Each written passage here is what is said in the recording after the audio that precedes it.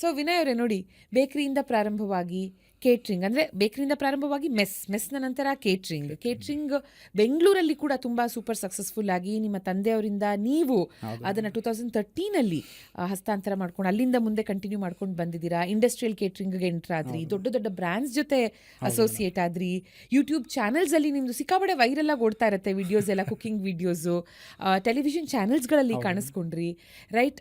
What next? ಯಾಕಂದರೆ I think ಈ ಫೀಲ್ಡಲ್ಲಂತೂ ಆಲ್ಮೋಸ್ಟ್ ಎಲ್ಲ ಮಾಡಿಬಿಟ್ಟಿದ್ದೀರಾ.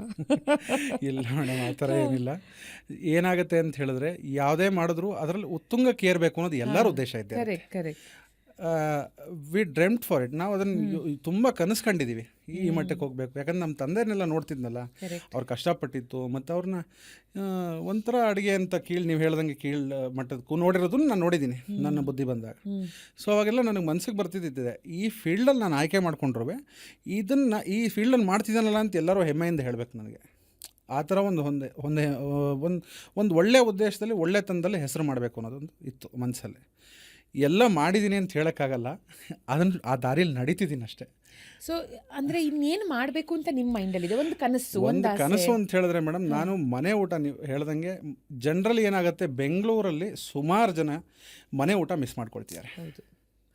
ಈವನ್ ನಿಮ್ಮ ಮನೇಲಿ ನೀವು ಅಡುಗೆ ಮಾಡಿದ್ರು ನೀವು ಮನೆ ಊಟ ಮಿಕ್ಸ್ ಮಾಡಿ, ಅಂದರೆ ಈಗೆಲ್ಲ ಆಫೀಸಲ್ಲಿ ಕೆಲಸ ಮಾಡ್ತಿರ್ತೀರ, ನೀವು ಮನೆ ಊಟ ಮಿಸ್ ಮಾಡ್ಕೊಳ್ತೀರಿ. ಆ ಮನೆ ಊಟ ಯಾರ್ಯಾರಿಗೆ ಮಿಸ್ ಆಗ್ತಿದೆ, ಮತ್ತು ಬರೀ ಮಿಸ್ ಆಗ್ತಿರೋದಲ್ಲ, ಸುಮಾರು ಜನದ ಮನೇಲಿ ಒಳ್ಳೆ ಅಡುಗೆ ಆಗ್ತಿದೆ.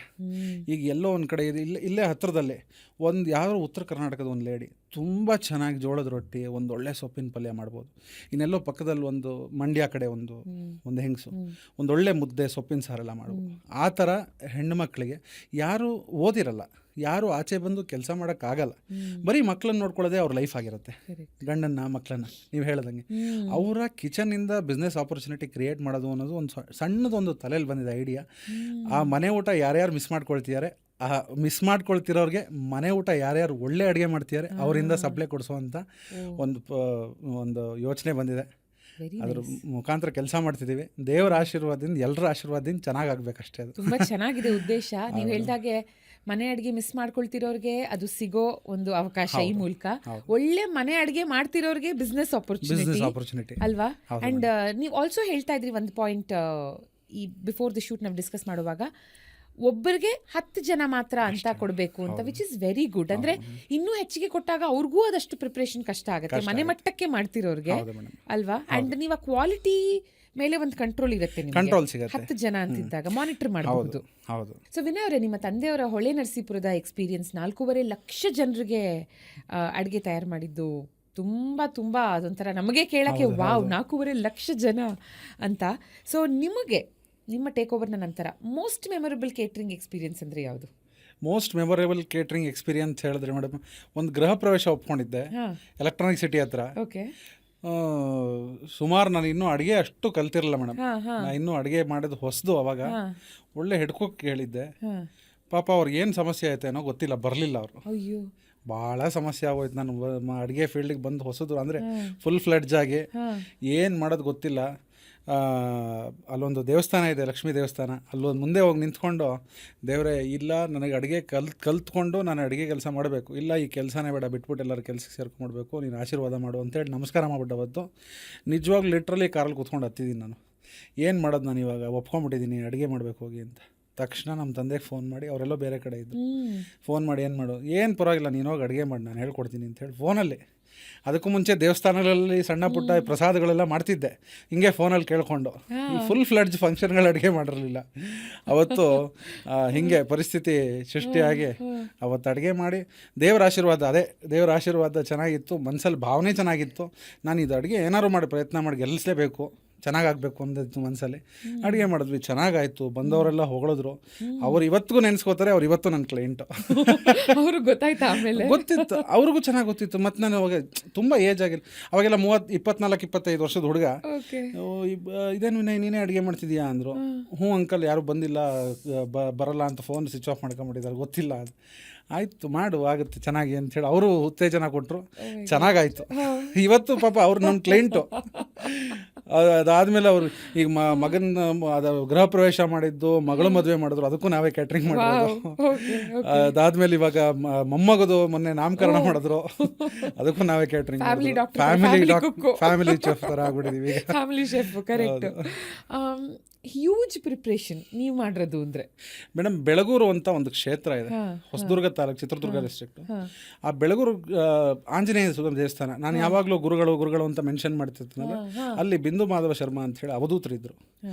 2020ರಲ್ಲಿ ಅವರು ಇದಾದರು. ಅಲ್ಲಿವರೆಗೂ ನಾನು ಸುಮಾರು ವರ್ಷ ಅಡುಗೆ ಮಾಡಿದ್ದೀನಿ ಮೇಡಮ್. ಅಲ್ಲಿ ಫಸ್ಟ್ ನಾನು ಅಡುಗೆ ಮಾಡಿದಂದರೆ ಇದೆಲ್ಲ ಆಗಿ ಒಂದು ಫುಲ್ ಫ್ಲೆಡ್ಜ್ ದೊಡ್ಡ ಅಡುಗೆ ಮಾಡೋಕ್ಕೆ ನಮ್ಮ ತಂದೆ ನಾನು ಎಲ್ಲ ಇದ್ವಿ ಜೊತೆಗೆ, ಸುಮಾರು ಜನ ಹೆಡ್ ಕುಕ್ಗಳಿದ್ರು. ನಮ್ಮ ತಂದೆ ಕರೆದ್ಬಿಟ್ಟು ಬೆಳಗ್ಗೆ ಒಂದು 5:30-6 ಗಂಟೆಲೆ ಬಾ ಇಲ್ಲಿ ಅಂಥೇಳಿ. ಏನು ಬಣ ಅಂದೆ. ಇಲ್ಲ, ಇವತ್ತು ನೀನು ಅಡುಗೆ ಮಾಡು, ನಾನು ತರಕಾರಿ ಹೆಚ್ಚಿಕೊಡ್ತೀನಿ ಅಂದರು. ನನಗೆ ನಿಜವಾಗ್ಲೂ ಆಶ್ಚರ್ಯ ಆಯಿತು. ಏನೋ ಇದೆ ಇವತ್ತು ಇವ್ರು ನಾನು ಅಡುಗೆ ಮಾಡು ಅಂತ ಹೇಳ್ತಿದ್ದಾರೆ ಅಂದರೆ, ಇಲ್ಲ ನಾನು ಪರೀಕ್ಷೆ ಮಾಡಿ ಇವತ್ತು ಸಂಜೆವರೆಗೂ ಹೋಗಿದ್ದಾರೆ, ಚೆನ್ನಾಗಿಲ್ಲ ಇದು ಸರಿ ಮಾಡಿಲ್ಲ ಅಂಥೇಳಿ. ಇಲ್ಲ, ಏನೋ ಒಂದಾಗುತ್ತೆ, ದೇವ್ರ ಆಶೀರ್ವಾದ, ನಮಸ್ಕಾರ ಮಾಡಿ ಇವತ್ತು ಶುರು ಮಾಡಿ ಅಡುಗೆ ಅಂಥೇಳಿ ಆಂಜನೇಯ ನಮಸ್ಕಾರ ಮಾಡಿ ಶುರು ಮಾಡಿದೆ. ತುಂಬ ದೊಡ್ಡ ಅಡುಗೆ, ಅಂದರೆ ನನ್ನ ಲೆಕ್ಕಕ್ಕೆ ಅವತ್ತಿನ ದಿವಸಕ್ಕೆ ದೊಡ್ಡ ಅಡುಗೆ, ಒಂದು 2-2.5 ಸಾವಿರ ಜನಕ್ಕೆ ಅಡುಗೆ ಮಾಡಿದೆ. ಗುರುಗಳು ಕರೆದು ಆಶೀರ್ವಾದ ಮಾಡಿ, ನಮ್ಮ ತಾಯಿ ಅಡುಗೆ ಮಾಡಿದ್ದು ರುಚಿ ಇತ್ತು, ನೀನು ಅಡುಗೆ ಮಾಡಿದ್ದು ಅಂಥೇಳಿ ಅವತ್ತು ಆಶೀರ್ವಾದ ಮಾಡಿದ್ದು ನನಗೆ ಇವತ್ತು ಕಿವಿಲಿದೆ. ಅವ್ರ ತಾಯಿ ಅಂದರೆ ಒಬ್ಬರು ಯಾರೂ ಹಂಗೆ ಹೇಳಲ್ಲ, ನಮ್ಮ ತಾಯಿ ಅಡುಗೆ ಮಾಡಿರೋ ಥರ ಇತ್ತು ಅಂತ. ದಟ್ ಈಸ್ ಅಲ್ಟಿಮೇಟ್ ಇದು ಪ್ರೈಸಿಂಗ್. ಚೆನ್ನಾಗಿದೆ ಅನ್ಬಹುದು, ಸಖತ್ತಾಗಿದೆ ಅನ್ಬಹುದು. ನಮ್ಮ ತಾಯಿ ಅಡುಗೆ ಮಾಡಿದ ಥರ ಇತ್ತು ಅಂತಾರಲ್ಲ, ಅದು ಅಲ್ಟಿಮೇಟ್ ಪ್ರೈಸಿಂಗ್. ಅದು ನಮ್ಮ ಗುರುಗಳು ಹೇಳಿರೋದಂತೂ ಅಲ್ಲಿಂದ ಶುರು ಆಗಿದ್ದು. ಇವತ್ತವರೆಗೂ ನಾನು ನೀನು ಚೆನ್ನಾಗಿ ಮಾಡಿಲ್ಲ ಅಂತ ಯಾರು ಹೇಳೋ ಥರ ಆಗಿಲ್ಲ.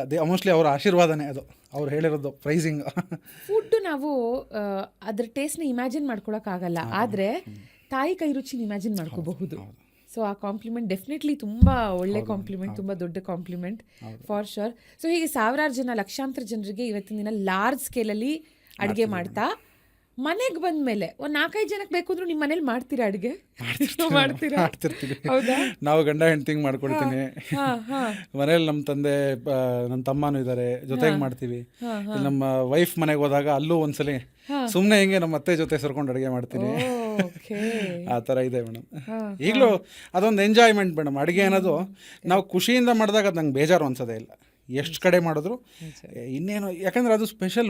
ಇವತ್ತು ಗೀ ರೈಸ್ ಕುರ್ಮಾ ಮಾಡಿರ್ತೀನಿ, ನಾಳೆ ಮಾಡಿದಾಗ ಇನ್ನೂ ಒಂದು ಏನೋ ಒಂದು ರುಚಿ ಬರುತ್ತೆ. ನಾನು ತಿಂದಾಗ ನನಗೆ ಗೊತ್ತಾಗುತ್ತೆ. ಈಗ ನಿನ್ನೆ ಮಾಡಿದಾಗ ಒಂಥರ ಇತ್ತು, ಇವತ್ತಿನ ಅಂದರೆ ರುಚಿ ಹೆಚ್ಚಿಸ್ತಾ ಹೋಗುತ್ತೆ ಮತ್ತು ವಿಶೇಷ ಆಗುತ್ತೆ. ಇದು ಹೆಂಗೆ ಕನ್ನಡದಲ್ಲಿ ವಿಶೇಷ ಅಂತಾರಲ್ಲ, ಆ ಪದಕ್ಕೆ ಅರ್ಥ ಪ್ರತಿ ಅಂದರೆ ಎವ್ರಿ ಟೈಮ್ ವಿಶೇಷವೇ, ಸೇಮ್ ಡಿಶ್ಶು ಬಟ್ ವಿಶೇಷ. ನಿಜ. ಹೀಗೆ ವಿಶೇಷವಾದ ಅಕೇಶನ್ಸ್ಗೆ ಮಿನಿಮಮ್ 50 ಜನರಿಗೆ ಅಡುಗೆ ಮಾಡ್ಕೊಡ್ತೀರಾ? ಮಾಡ್ತೀವಿ. ಮಿನಿಮಮ್ 50ನಾ? Maximum of course upper limit ಇಲ್ಲ, ಯುವರ್ ಓಪನ್ ಫಾರ್ ಚಾಲೆಂಜಸ್ ಅಲ್ವಾ? ಆದರೆ ಕಾಲ್ ಮಾಡ್ತಾರೆ ನಿಮ್ಗೆ ಯಾರೋ ಒಬ್ರು, ಇಂಥದ್ದೊಂದು ಫಂಕ್ಷನ್ ಇದೆ, ಹಿಂಗೆ ಬೇಕು, ನೀವು ನಿಮ್ಮ ಕೊಟೇಶನ್ ಕೊಡ್ತೀರಾ, ತುಂಬ ನೆಗೋಷಿಯೇಟ್ ಮಾಡ್ತಿದ್ದಾರೆ ಅಂತ ಇಟ್ಕೊಳ್ಳೋಣ, ನಿಮಗದು ವರ್ಕೌಟ್ ಆಗ್ತಿಲ್ಲ ಅಂತ ಇಟ್ಕೊಳ್ಳೋಣ. ಒಂದು ಕಡೆ ನಿಮ್ಮ ಗುರುಗಳು ಬೇರೆ ಹೇಳ್ಬಿಟ್ಟಿದ್ದಾರೆ, ಯಾವತ್ತೂ ನೋ ಅನ್ಬೇಡ, ಇಲ್ಲ ಆಗಲ್ಲ ಅಂತ ಅನ್ಬೇಡ ಅಂತ. ಸೊ ನೀವು ಯೂಶಲಿ ನೋ ಅನ್ನಲ್ಲ, 99% ಅನ್ನಲ್ಲ ಮೇಡಮ್. ಓಕೆ, ಇಂಥ ಸಿಚುಯೇಷನ್ಸ್ ಹೇಗೆ ಹ್ಯಾಂಡಲ್ ಮಾಡ್ತೀರಾ? ಹ್ಞೂ ಅಂತ ಒಪ್ಕೊಂಡ್ಬಿಡ್ತೀನಿ. ಜಾಸ್ತಿ ವಾದ ಮಾಡೋಕ್ಕಾಗಲ್ಲ ಮೇಡಮ್. ಯಾಕಂದರೆ ಅನ್ನ ವ್ಯಂಜನ ಮಾಡಬಾರ್ದು ಅಂತ ನಮ್ಮ ತಾತ ಹೇಳ್ತಿದ್ರಂತೆ ನಮ್ಮ ತಂದೆಗೆ. ಅಂದರೆ ಅನ್ನನ ಮಾರಬಾರ್ದು ಅಂತ, ಮಾರದೇ ದೊಡ್ಡ ತಪ್ಪು. ಅದಾದಮೇಲೆ ತೂಕದ ಲೆಕ್ಕ ಮಾರಬಾರ್ದು ಅಂತ ಹೇಳ್ತಿದ್ರು ಎಷ್ಟೊಂದು ಜನ. ಅದರಲ್ಲಿ ತಿರ್ಗಾ ಯಾಕೆ ನಾವು ಹೊಡೆದಾಡ್ಬೇಕು ದುಡ್ಡಿಗೋಸ್ಕರ ಅಂಥೇಳಿ ಫೈನಲ್ ಮೂಮೆಂಟಲ್ಲಿ ಹ್ಞೂ ಅಂದ್ಬಿಡ್ತೀನಿ. ಅದೇನು ದುಡ್ಡಿಗೆ ಎಷ್ಟು ಅದರ ಒಂದು ಖುಷಿ ಸಿಗುತ್ತೆ ಮೇಡಮ್. ಫೈನಲಿ ನಾವು ಅಡುಗೆ ದಿನ ಮಾಡ್ತಿದ್ರೆ ಅದ್ರಲ್ಲಿ ಏನೋ ಒಂದು ಖುಷಿ ಸಿಗುತ್ತೆ, ಆದ್ದರಿಂದ ಹ್ಞೂ ಅಂದ್ಬಿಡ್ತೀನಿ ಫೈನಲಿ. So nice. ಇವಾಗ ದಿನ ಅಡುಗೆ ಮಾಡೋರಿಗೆ ಒಂದು 3 ಹ್ಯಾಕ್ ಹೇಳ್ಕೊಡಿ. ಅವ್ರ ಅಡುಗೆ ಮನೆಯಲ್ಲಿ ಅವರು ಬಳಸಬಹುದಾಗಿರುವಂಥ ಹ್ಯಾಕ್, ಅಂದರೆ ಒಂದು ಅಡುಗೆ ಶೆಲ್ಫ್ ಲೈಫ್ ಜಾಸ್ತಿ ಮಾಡೋದಕ್ಕೆ ಏನು ಮಾಡಬಹುದು ಅಂತನೋ, ಅಥವಾ ಮೀಲ್ ಪ್ರೆಪ್. ಇವಾಗೆಲ್ಲ ನಾವೇನು ಅನ್ಕೋತೀವಿ ಅಂದರೆ ಬರೀ ವೆಸ್ಟರ್ನ್ ಫುಡ್ಸ್ನ ಮಾತ್ರ, ಅಂದರೆ ಒಂದು ಓಟ್ಸ್ ಇರಬಹುದು ಅಥವಾ ಒಂದು ಯಾವುದೇ ಒಂದು ಗ್ರೇವಿ, ಇದನ್ನು ಮಾತ್ರನೇ ನಾವು ಪ್ರೆಪ್ ಮಾಡಿ ಫ್ರೀಸರಲ್ಲಿ ಇಟ್ಕೋಬಹುದು ಅಂತ ಅನ್ಕೋತೀವಿ. ಬಟ್ ಇಲ್ಲ ಅಲ್ವಾ? ಇಲ್ಲ ಮೇಡಮ್, ಸೌತ್ ಇಂಡಿಯನಲ್ಲಿ ಸುಮಾರು ಅಡುಗೆಗಳು ಅದೇ ಥರ ಪ್ರೆಪ್ ಮಾಡಿ ಇಟ್ಕೋಬೋದು. ಫಾರ್ ಎಕ್ಸಾಂಪಲ್ ಇಡ್ಲಿಗೆ, ದೋಸೆಗೆ ಎರಡಕ್ಕೂ ಒಂದೇ ಹಿಟ್ಟನ್ನು ರೆಡಿ ಮಾಡಿ ಇಟ್ಕೋಬೋದು. ಉದ್ದಿನ ಬೇಳೆ ಅಂದರೆ 1 kg ಅಕ್ಕಿಗೆ 250 ಗ್ರಾಮ್ ಉದ್ದಿನ ಬೇಳೆ, 100 ಗ್ರಾಮ್ ಅವಲಕ್ಕಿಯನ್ನು ನೀಟಾಗಿ ಪುಡಿ ಮಾಡಿಸಿ ಇಟ್ಕೊಂಡ್ಬಿಟ್ರೆ ನಾವು ಇದನ್ನು ಮಿಶ್ರಣ, ಇದು ಹಸಿಯಾಗಿ ಅಂದರೆ ಅಕ್ಕಿಯನ್ನು ತೊಳೆದು ನೆರಳಲ್ಲಿ ಆರಾಕ್ಬಿಡೋದು. ಆರಾಕಿದ್ಮೇಲೆ ಅದು ಡ್ರೈ ಆಗುತ್ತೆ. ಅದು 1 ಸೇರ್ ಅಕ್ಕಿಗೆ 250 ಗ್ರಾಮ್ ಉದ್ದಿನ ಬೇಳೆ, 100 ಗ್ರಾಮ್ ಅವಲಕ್ಕಿಯನ್ನು ಮಿಕ್ಸ್ ಮಾಡಿ ಇಟ್ಕೊಂಡ್ರೆ ಅದು ನಿಮಗೆ ದೋಸೆ, ಇಡ್ಲಿ ಬ್ಯಾಟರ್ಗೆ ರೆಡಿ ಎನಿ ಟೈಮ್.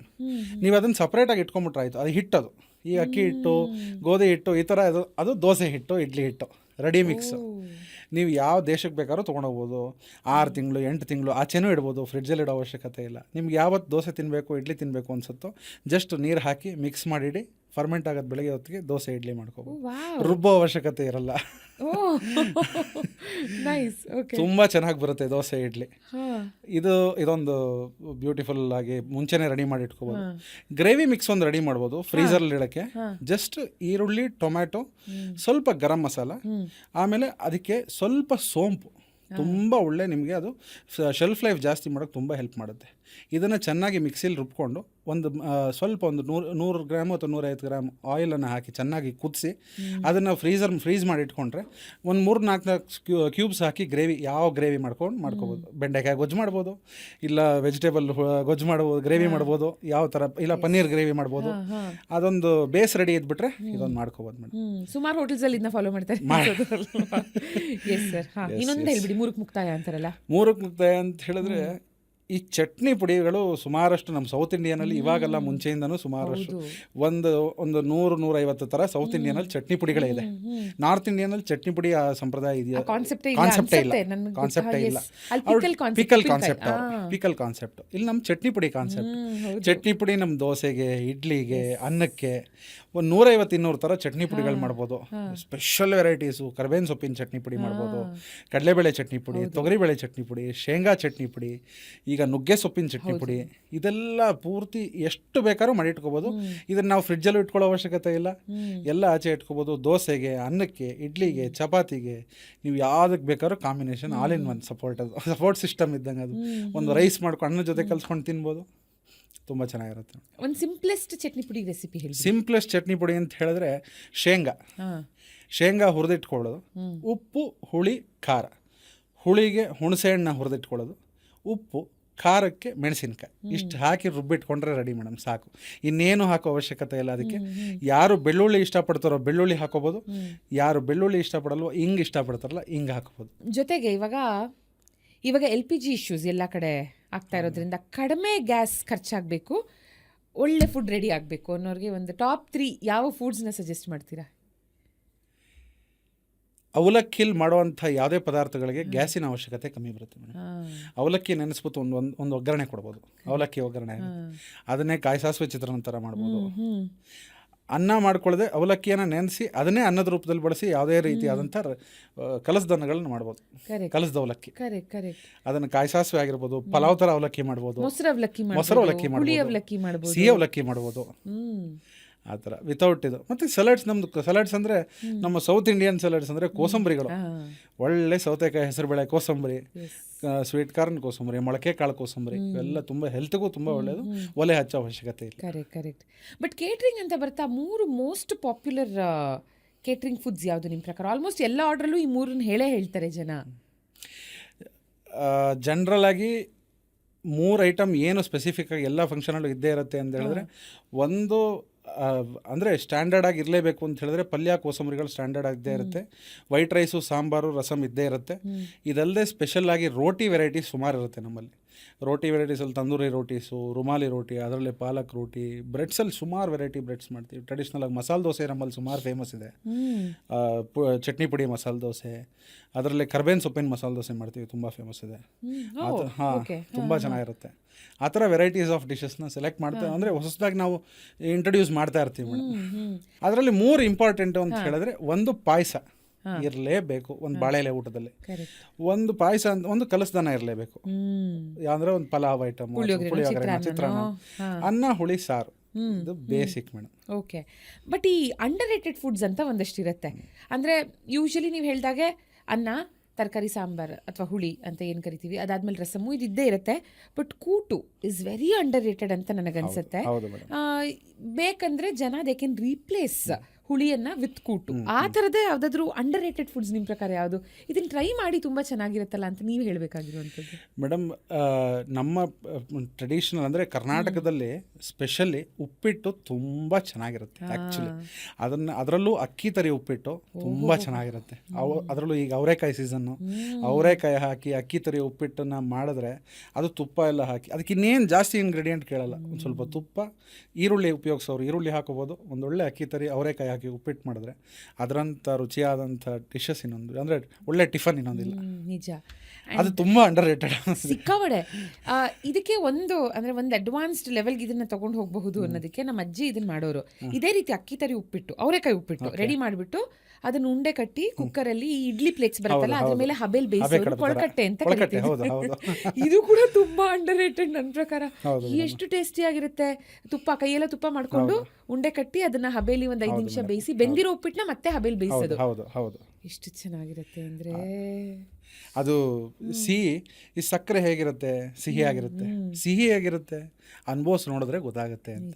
ಹಾಗೆ ನೀವು ಅನುಭವಿಸಿ ನೋಡಿ ಹೇಳ್ತೀರಾ, ಅದು ನಿಮಗೆ ಅರ್ಥ ಆಗ್ತದೆ, ನಮಗೆ ಅರ್ಥ ಆಗ್ತದೆ. ಅದನ್ನ ಒಂದ್ಸಲಿ ಟೇಸ್ಟ್ ಮಾಡಬೇಕು ಅವಾಗಲೇ ಗೊತ್ತಾಗೋದು ರುಚಿ. 100%. ಸಾಕಷ್ಟು ವಿಡಿಯೋಸ್ಗಳು, ಆ ವಿಡಿಯೋಸ್ಗಳ ಮೂಲಕ ಸಾಕಷ್ಟು ರೆಸಿಪಿಗಳು, ಅಥೆಂಟಿಕ್ ಟ್ರೆಡಿಷ್ನಲ್ ರೆಸಿಪೀಸ್ಗಳನ್ನು ಕೊಡ್ತಾ ಬಂದಿದ್ದೀರಾ. ನಾನು ಹೇಳಿದಾಗೆ ತುಂಬ ಒಂಥರ 1 to 1 ಕನೆಕ್ಟ್ ಇದೆ ನಿಮ್ಮ ವಿಡಿಯೋಸ್ನ ನೋಡಬೇಕಾದ್ರೆ. ಹೊರಗೆ ಸಿಕ್ಕಾಗ ಸಾಕಷ್ಟು ಜನ ಕಾಂಪ್ಲಿಮೆಂಟ್ಸ್ ಕೊಡ್ತಿರ್ತಾರೆ ನಿಮಗೆ. ನಿಮ್ಮದು ಈ ವಿಡಿಯೋ ನೋಡಿದೆ, ಬಿಸಿಬೇಳೆಬಾತ್ ವಿಡಿಯೋ ನೋಡಿದೆ, ದೋಸೆದು ನೋಡಿದೆ, ಮತ್ತೊಂದು ನೋಡಿದೆ. ಅನ್ಫರ್ಗೆಟಬಲ್ ಅಥವಾ ಮೆಮೊರಬಲ್ ಕಾಂಪ್ಲಿಮೆಂಟ್ ಯಾವುದು ನಿಮಗೆ ಸಿಕ್ಕಿರೋದು ವಿನಯ್ ಅವರೇ? ಮೇಡಮ್, ನಾನು ಸುಮಾರು 3-4 ತಿಂಗಳು ಕಂಟಿನ್ಯೂಸ್ ಆಗಿ ಒಬ್ಬರು ಅಜ್ಜಿ ಫೋನ್ ಮಾಡ್ತಿದ್ರು. ದಿನ ಮಧ್ಯಾಹ್ನ 3 ಗಂಟೆಗೆ ಫೋನ್ ಮಾಡೋರು ಮೇಡಮ್. 3 ಗಂಟೆಗೆ ಫೋನ್ ಮಾಡಿ, ಮಗ ಊಟ ಆಯ್ತಾ ಅನ್ನೋರು. ಹ್ಞೂ ಅಮ್ಮ ಊಟ ಆಯಿತು. ಏನು ಅಡುಗೆ? ಇಂತಿಂಥದ್ದು ಊಟ ಮಾಡಿದೆ. ಹೌದಾ, ನಮ್ಮ ಮನೇಲಿ ಇದನ್ನು ಮಾಡಿದರು. ಸರಿ ಅಪ್ಪ ಕಟ್ ಮಾಡಲಾ ಅಂತ ಕಟ್ ಮಾಡೋರು. ಇದನ್ನು ಕಂಟಿನ್ಯೂಸ್ ಆಗಿ 3-4 ತಿಂಗಳು ಮಾಡಿದ್ದಾರೆ ಮೇಡಮ್. ಇದಾದಮೇಲೆ ನಾನೊಂದು ಸ್ವಲ್ಪ ಬ್ಯುಸಿ ಇದ್ದೆ ಅಂತ ಹೇಳಿ ಫೋನ್ ರಿಸೀವ್ ಮಾಡಲಿಲ್ಲ. ಒಂದು 22-23 ದಿವಸ ರಿಸೀವ್ ಮಾಡಿಲ್ಲ. ಆಮೇಲೆ 24ನೇ ದಿವಸ ರಿಸೀವ್ ಮಾಡಿದೆ. ನೀನು ಯಾಕೆ ರಿಸೀವ್ ಮಾಡಲಿಲ್ಲ ಅಂತ ಅವ್ರು ಕೇಳಲಿಲ್ಲ. ನೀ ಬ್ಯುಸಿ ಇದೆಯಾ ಅಂತ ಕೇಳಲಿಲ್ಲ. ಮತ್ತೆ ಅಪ್ಪ ಏನು ಊಟ ಮಾಡಿದೆ? ನಿಜವಾಗ್ಲೂ ಈಗಲೂ ನಾನು ಅವರು ಮಿಸ್ ಮಾಡ್ಕೊಳ್ತೀನಿ. ಅವ್ರ ಹೆಸರು ಗೊತ್ತಿಲ್ಲ ನನಗೆ, ಅವ್ರು ಯಾರು ಫೋನ್ ಮಾಡಿದ್ರು ಅಂತ ಗೊತ್ತಿಲ್ಲ. ಬಟ್ ಕಂಟಿನ್ಯೂಸ್ ಆಗಿ ಒಂದು 6 ತಿಂಗಳು ಅವ್ರ ಜೊತೆ ಟಚಲ್ಲಿದೆ ಮೇಡಮ್. ಅವ್ರು ಏನು ಕಾಂಪ್ಲಿಮೆಂಟ್ಸ್ ಕೊಟ್ಟಿಲ್ಲ. ದಿನ ಮಧ್ಯಾಹ್ನ 3 ಗಂಟೆಗೆ ಫೋನ್ ಮಾಡಿ ಊಟ ಮಾಡಿದ್ಯಾ ಅಂತ ಕೇಳೋರು. ಇದು ನನಗೆ ಸುಮಾರು ಖುಷಿ ಆಯ್ತು ಮೇಡಮ್. ಯಾರು ಕೇಳ್ತಾರೆ ಇವತ್ತು? ಅದೊಂದು ಇವತ್ತು ನೆನಪಿದೆ ನನಗೆ. ಆ್ಯಂಡ್ ನನಗೆ ನೆನಪಿರೋದಂತೂ ನಿಮ್ಮ ಬಿಸಿಬೇಳೆಬಾತ್ ವಿಡಿಯೋ ತುಂಬ ವೈರಲ್ ಆಯ್ತಲ್ವಾ ಅದು. ಈ ಥರ ಯಾವ ಕೆಲವೊಂದು ವಿಡಿಯೋಸ್ಗೆ ತುಂಬ ಕಾಂಪ್ಲಿಮೆಂಟ್ಸ್ ಬಂತು ವಿನಯ್ ಅವರೇ? ಬಿಸಿಬೇಳೆಬಾತ್ ಅಲ್ವಾ? ಅದು ನಂತರ ಬಿಸಿಬೇಳೆಬಾತ್ ಆದಮೇಲೆ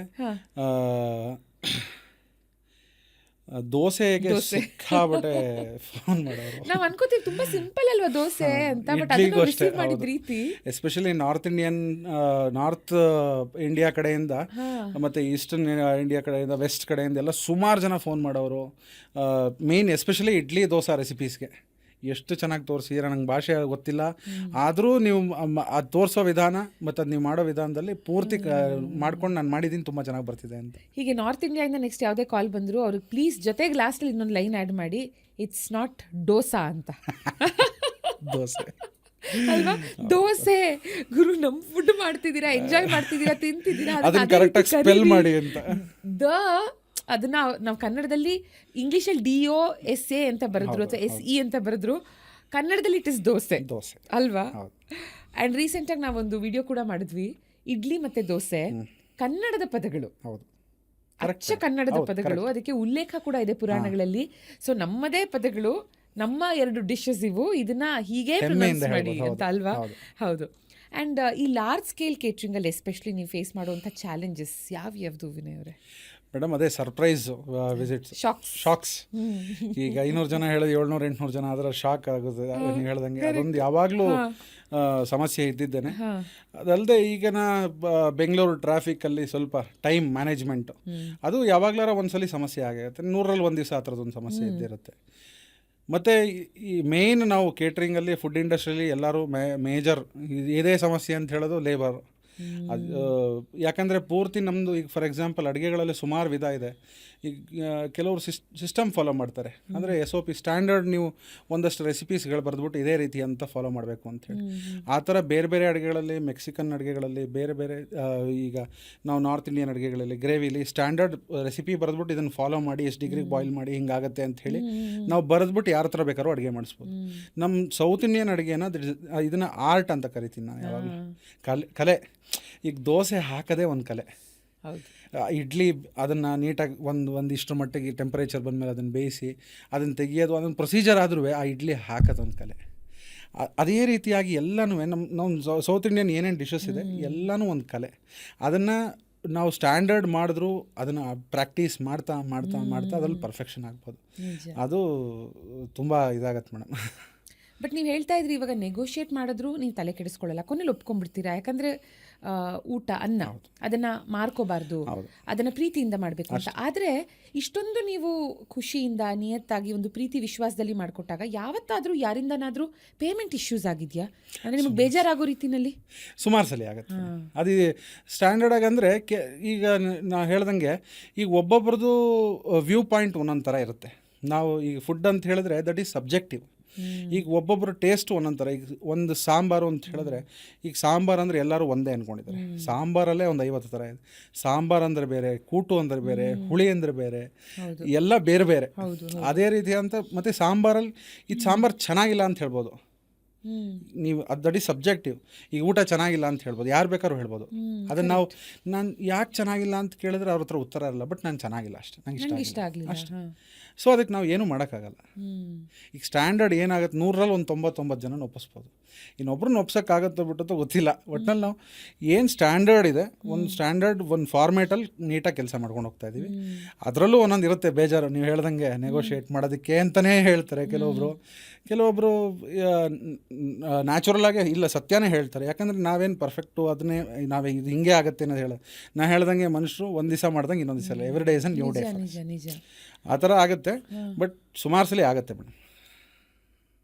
ಬೇರೆ ಬೇರೆ ಥರದ ಅಕೇಶನ್ಸಲ್ಲಿ ಊಟವನ್ನು ಸವಿದ ನಂತರ ಈ ಆರ್ಡರ್ ಆಫ್ ಸರ್ವಿಂಗ್ ಹೀಗೆ ಅಂತ ಇದೆಯಾ ಅಂತ. ಯಾಕಂದರೆ ಉಪ್ಪಂತೂ ಫಸ್ಟ್ ಬಡಿಸ್ತಾರೆ, ಎಲೆ ತುದಿ ಪಾಯಸ, ಪಲ್ಯಗಳು. ಬಟ್ ಕೆಲವೊಂದು ಮದುವೆಗಳಲ್ಲಿ ಅಥವಾ ಕೆಲವೊಂದು ಅಕೇಶನ್ಸಲ್ಲಿ, ಕೆಲವೊಂದು ಫಂಕ್ಷನ್ಸಲ್ಲಿ ಆರ್ಡರ್ ಚೇಂಜ್ ಆಗುತ್ತೆ. ನಿಮ್ಮ ಪ್ರಕಾರ what is the right order? Madam ಅದು ಸಬ್ಜೆಕ್ಟಿವ್.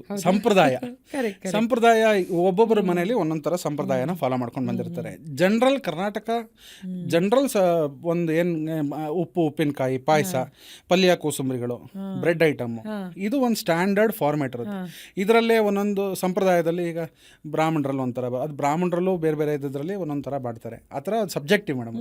ಬಟ್ ಸ್ಟ್ಯಾಂಡರ್ಡ್ ಒಂದು ಉಪ್ಪು, ಉಪ್ಪಿನಕಾಯಿ ಬಡಿಸಿ, ಪಾಯಸ ಬಡಿಸಿ, ಪಲ್ಯ, ಕೋಸಂಬರಿಗಳು, ಬ್ರೆಡ್ಡು, ಅದಾದಮೇಲೆ ಫ್ಲೇವರ್ಡ್ ರೈಸು, ಆದಮೇಲೆ ಸಾರು, ಹುಳಿ, ಅದೆಲ್ಲ, ಒಂದು ಮೊಸರು, ಒಂದು ಸ್ವೀಟ್ ಪಾನು ಬೀಡ, ಈ ಥರದ್ದೊಂದು ಸ್ಟ್ಯಾಂಡರ್ಡ್ ಫಾರ್ಮೇಟನ್ನು ಇಟ್ಕೊಂಡಿದ್ದೀವಿ ಅಷ್ಟೇ.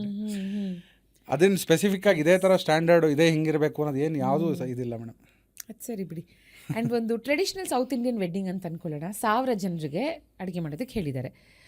Take us through a traditional south Indian wedding. ಅಂದರೆ ಒಂದು 1000 ಜನರಿಗೆ ಅಡುಗೆ ಮಾಡೋಕ್ಕೆ ಹೇಳಿದಾಗ ನಿಮ್ಮ ಕೆಲಸ ಎಷ್ಟು ದಿನ ಮುಂಚಿತವಾಗಿ ಪ್ರಾರಂಭವಾಗುತ್ತೆ, ಏನೇನೆಲ್ಲ ಬೇಕಾಗತ್ತೆ, ಹೇಗೆಲ್ಲ ನಡೆಯುತ್ತೆ?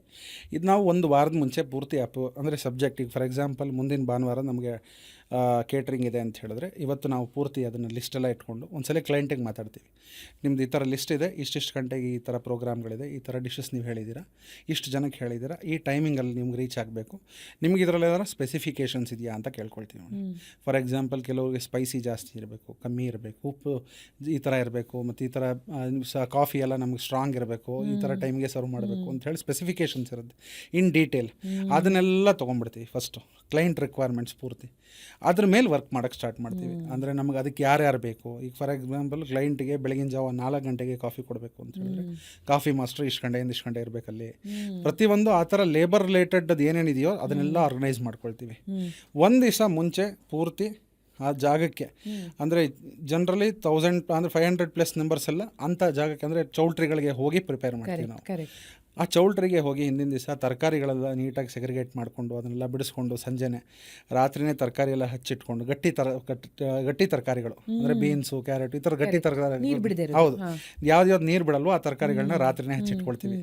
ಬೆಳಗಿನ ಜಾವ ಒಂದು 4 ಗಂಟೆಗೆ ಎದ್ದು ದೇವ್ರ ನಮಸ್ಕಾರ ಮಾಡಿ, ಸ್ನಾನಗಿನ ಮಾಡಿ, ದೇವ್ರ ನಮಸ್ಕಾರ ಮಾಡಿ ಒಲೆ ಹಚ್ಚಿದ್ರೆ ಅವಾಗಿಂದ ತಿಂಡಿ, ಬೆಳಗ್ಗೆ ಟಿಫನ್ಗೆ ಏನೇನು, ಬ್ರೇಕ್ಫಾಸ್ಟ್ಗೆ ಏನೇನು ಬೇಕೋ ಅದನ್ನೆಲ್ಲ ರೆಡಿ ಮಾಡ್ಕೊಳ್ತೀವಿ.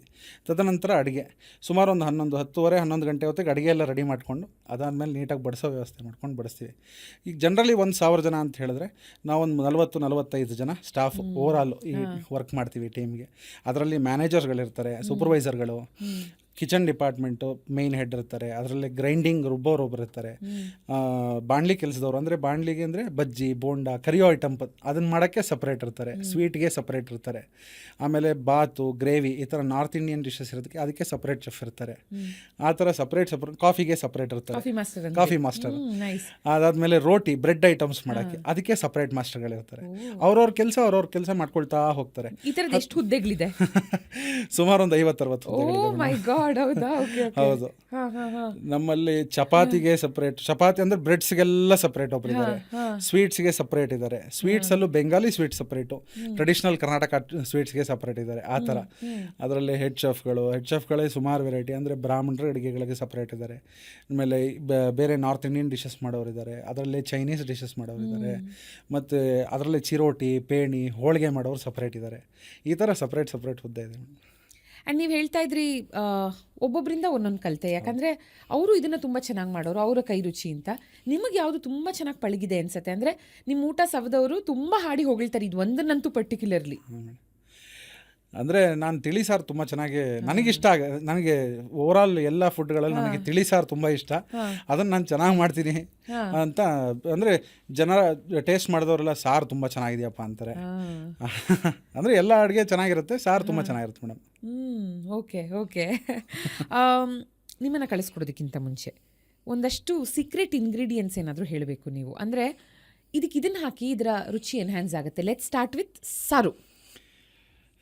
ಇಂಗಿನ ಒಗ್ಗರಣೆ, ತೆಂಗಿನಕಾಯಿ ಹಾಲು. ತೆಂಗಿನಕಾಯಿ ಹಾಲು ತಿಳಿ ಸಾರಿಗೆ, ಅದರಲ್ಲೂ ಟೊಮೆಟೊ ಸಾರಿಗೆ ತೆಂಗಿನಕಾಯಿ ಹಾಲು ಹಾಕಿ ಒಂದು ಇಂಗಿನ ಒಗ್ಗರಣೆ ಲಾಸ್ಟ್ ಕೊಟ್ಟು ನೋಡಿ, ಅದ್ರ ರುಚಿನೇ ಬೇರೆ. ಆಹಾ ಅನ್ಬೇಕು. ತೆಂಗಿನಕಾಯಿ ಜೊತೆಗೆ ತೆಂಗಿನಕಾಯಿ ಹಾಲ? ಕಾಯಿ ಹಾಕ್ಬಾರ್ದು ಮೇಡಮ್, ಕಾಯಿ ಹಾಲು ಹಾಕ್ಬೇಕು. ಓಹೋ, ಸರಿ ಡನ್ ಸರ್. ಒಂದಕ್ಕೆ ಬಿಡಲ್ವಲ್ಲ ನಾವು, 3 ಹೇಳಬೇಕಲ್ಲ. ಮಜ್ಜಿಗೆ ಹಾಕಿ ಉಪ್ಪಿಟ್ಟು ಮಾಡಿ ನೋಡಿ ತುಂಬಾ ಚೆನ್ನಾಗಿರುತ್ತೆ. ಅದಕ್ಕೆ ನಿಂಬೆಹಣ್ಣು ಟೊಮೆಟೊ ಹಾಕ್ಬಾರ್ದು, ಒಳ್ಳೆ ಹುಳಿ ಮಜ್ಜಿಗೆ ಹಾಕಿ ಉಪ್ಪಿಟ್ಟು ಮಾಡಿ ನೋಡ್ಬೇಕು, ತುಂಬಾ ಚೆನ್ನಾಗಿರುತ್ತೆ. ಅದೊಂದು ಮಜ್ಜಿಗೆ ಹುಳಿನ ಒಂದ್ಸಲಿ ಕುದಿಸಿದ್ರೆ, ಮೊಸರು ಅಂದ್ರೆ ರುಬ್ಬವಾಗಲೇ ಮೊಸರು ಹಾಕಿ ಒಂದ್ಸಲಿ ಕುದಿಸಿದ್ರೆ ಸಂಜೆವರೆಗೂ ಹುಳಿ ಬರಲ್ಲ ಮೇಡಮ್, ಹುಳಿ ಬರಲ್ಲ. ರಾಂಗ್ ಪ್ರೊಸೀಜರ್ ಏನು ಮಾಡ್ತಿರೋದು ಹಾಗಿದ್ರೆ? ಜನ ಏನ್ ಮಾಡ್ತಾರೆ, ಮಸಾಲೆ ಕುದಿಸ್ಬಿಟ್ಟು ಮೊಸರು ಹಾಕಿ ಮಿಕ್ಸ್ ಮಾಡ್ತಾರೆ, ಕೆಳಗಡೆ ಇಳಿಸ್ಬಿಟ್ಟು. ಹೌದೌದು, ಕರೆಕ್ಟ್. ಅದು ಹುಳಿ ಬರುತ್ತೆ. ರುಬ್ಬವಾಗ್ಲೇ ಮೊಸರು ಹಾಕಿ ರುಬ್ಬಿಟ್ಟು ಒಂದು ಅರ್ಧ ಲೀಟರ್, ಅಂದ್ರೆ ನಿಮ್ಮ ಮನೆ ಮಟ್ಟಿಗೆ ಒಂದು 100 ಗ್ರಾಮ್ 200 ಗ್ರಾಮ್ ಅಷ್ಟು ಮೊಸರು ಹಾಕಿ ರುಬ್ಬಿಟ್ರೆ ಅದು ನಿಮಗೆ ಹುಳಿ ಬರಲ್ಲ. Okay, super. ವಿನಯ್ ಅವರೇ, ತಂದೆಗೆ ತಕ್ಕ ಮಗ ಆಗೋದು ಒಂದು, ತಂದೆಯನ್ನು ಮೀರಿಸೋಂಥ ಅಂದರೆ ಗುರುವನ್ನು ಮೀರಿಸೋವಂಥ ಶಿಷ್ಯ ಆಗೋದು ಒಂದು ಅಂತಾರಲ್ಲ, ಆ ಥರ ನಿಮ್ಮ ತಂದೆ ಬಹಳ ಹೆಮ್ಮೆಯಿಂದ ಮಾತಾಡ್ತಾರೆ ನಿಮ್ಮ ಬಗ್ಗೆ. ನನ್ನ ಮಗ ನನ್ನಷ್ಟೇ ಅನ್ನಲ್ಲ, ಅವರು ನನಗಿಂತ ಎತ್ತರಕ್ಕೆ ಬೆಳೀತಾ ಇರೋದು ನನಗೆ ಬಹಳ ಖುಷಿ ಅಂತ.